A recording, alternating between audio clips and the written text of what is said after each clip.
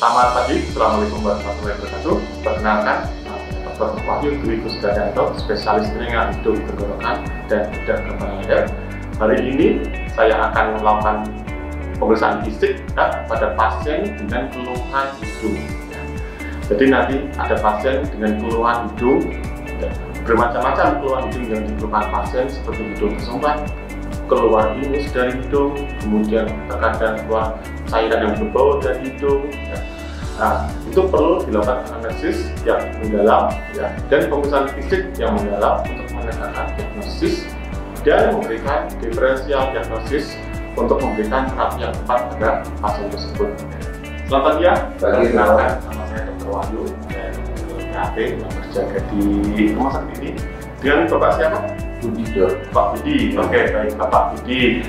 Bapak Budi hari ini datang ke Polri, ada keluhan apa? Ini dok, saya tersumbat itu loh dok. Baik. Sudah berapa lama Pak Budi? Sebenarnya sih udah gak lama dok, cuma kayak hilang timbul gitu loh dok. Tapi udah seminggu ini tuh kayaknya makin berat itu loh dok. Seminggu ini semakin memberat. Oke. Keluar ingus? Iya dok.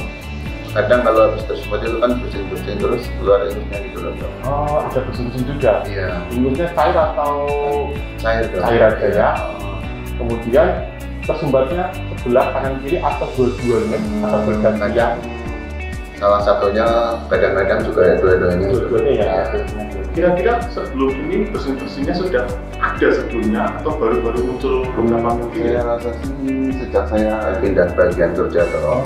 Dulu kan di kasir, terus udah itu saya dipindah ke bagian gudang dok. Ya mulai sejak itu sering tersumbat itu dok. Nanti semenjak ada perpindahan posisi kerja muncul gejala. Iya dok. Kalau sebelum bekerja di kasir sebelumnya atau sebelum waktu masih tidak bekerja sekolah ada keluhan hidung tersumbat? Tidak ada. Bersin-bersin juga tidak ada? Ya normal saja kalau waktu harga memenuhi dok. Oke, baik. Jadi selama ini keluhan muncul seminggu yang lalu. Iya, seminggu yang lalu itu mulai kayak memberat gitu loh. Memberat. Bersin-bersin. Iya. Pertama kelas pindah di tempat kerja yang Iya dok. Oke. Baik, ada keluhan kayak ada lendir yang tertelan di belakang tenggorokan? Tidak dok. Tidak ada ya. Iya. Penciuman terganggu nggak saat tersumbat? Iya dok. Terganggu saja. Misalnya mencium makanan terganggu? Iya, jadi enggak untuk penciuman sedikit berkurang gitu dok. Kalau ada makanan tertentu yang kadang-kadang menimbulkan muncul keluhan itu? Oh tidak ada dok. Ya. Oke, Mas Budi, saya kira tadi analisisnya sudah cukup. Iya. Akan saya lanjutkan untuk pemeriksaan fisik ya. Saya akan melihat hidung Mas Budi ya, dari pemeriksaan fisik analisis tadi nanti harapannya bisa kesimpulan diagnosisnya yang saya temukan. Baik. Oke, saya kira sudah. Silakan Mas Budi duduk di kursi pemeriksaan. Baik dok. Saya akan persiapkan.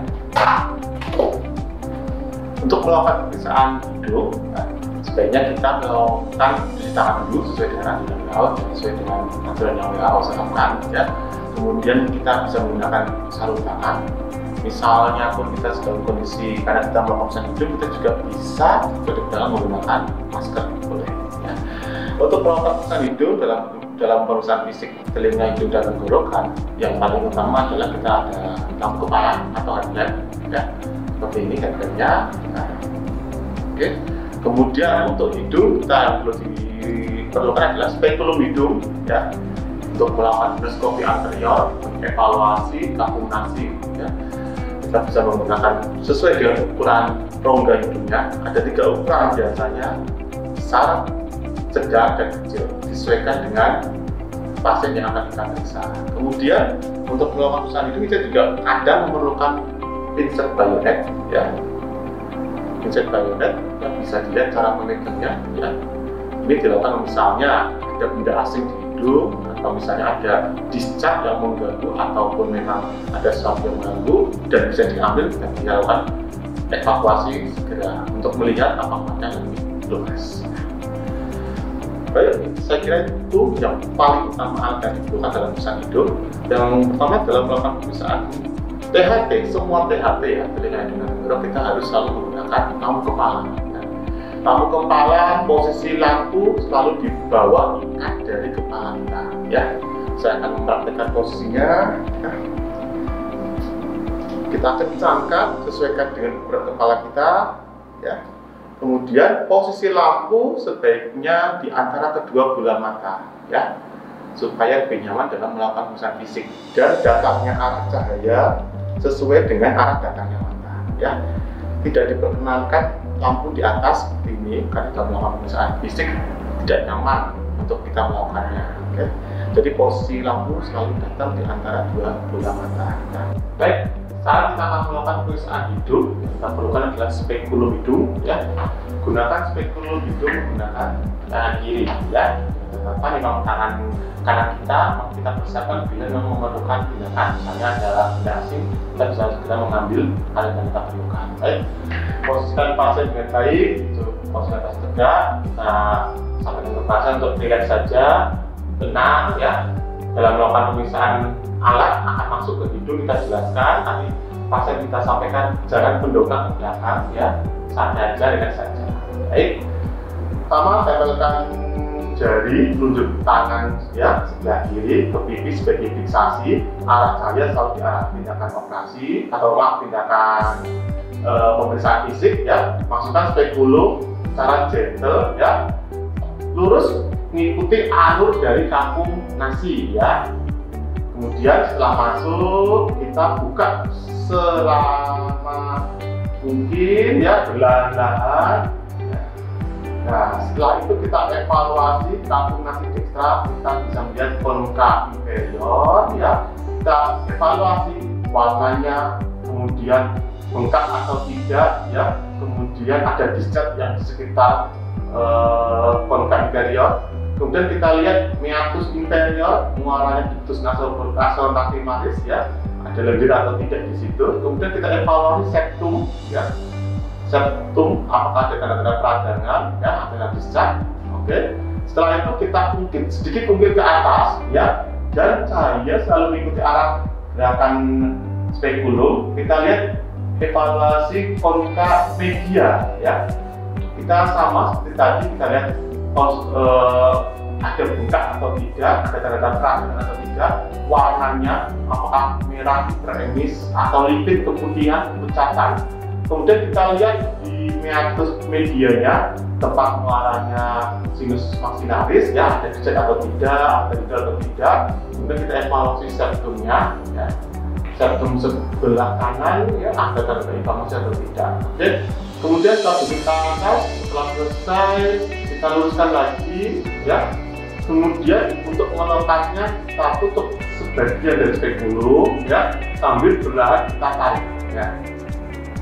Oke.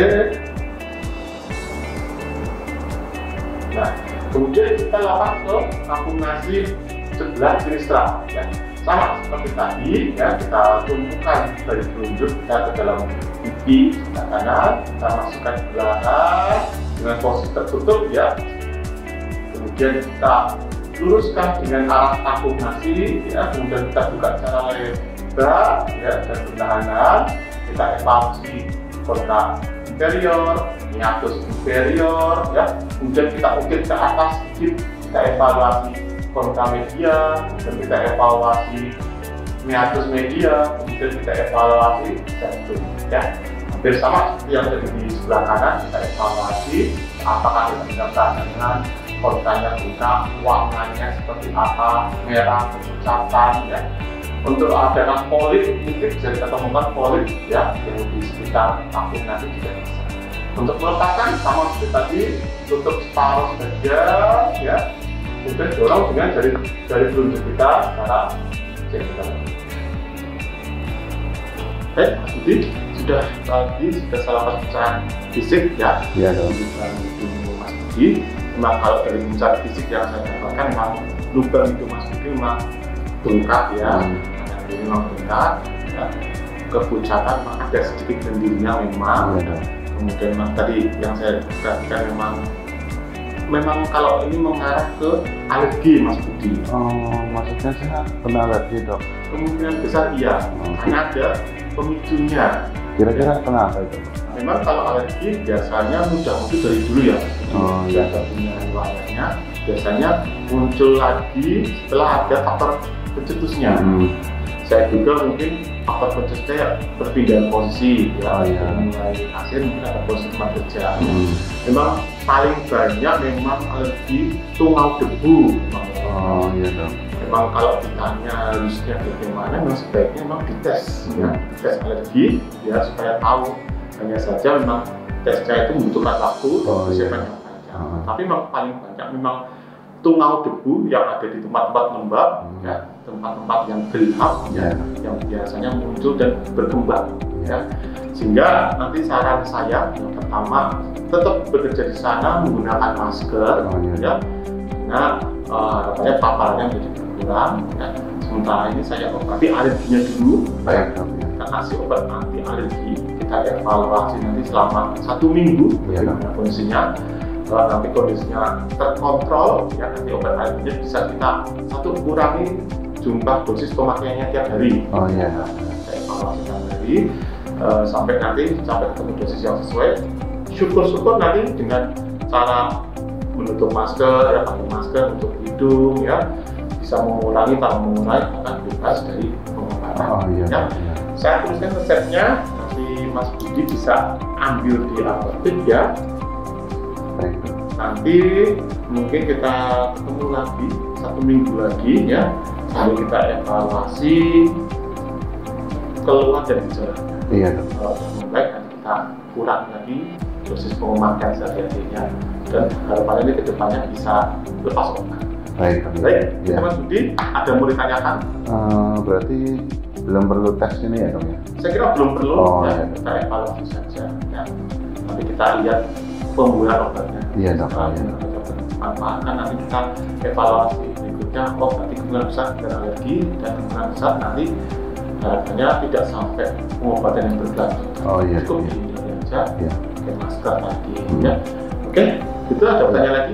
Tidak. Oke, resepnya ini ambil di apotek. Ada lagi? Tidak ada. Oke, monggo. Silakan. Saya kira tadi sudah dilakukan pemeriksaan fisik hidung dengan pasien keluar dari sungai. Ya. Kemudian kita lakukan pemeriksaan fisik ya, mengarah ke arah alergi. Kita berikan obat anti alergi ya, sesuai dengan kebutuhan pasien dan sesuai dengan kebutuhan pasien. Ya. Dan kita evaluasi dulu ya, selama seminggu. Nanti kita evaluasi apa yang perlu dievaluasi, keluhan dan gejala yang pasien keluhan. Kalau nanti keluhannya membaik, kita bisa kurangi dosisnya atau kita bisa kurangi pemakaian penggunaan. Baik, demikian. Semoga bermanfaat. Semangat untuk belajar. Sekian dari saya. Assalamualaikum warahmatullahi wabarakatuh.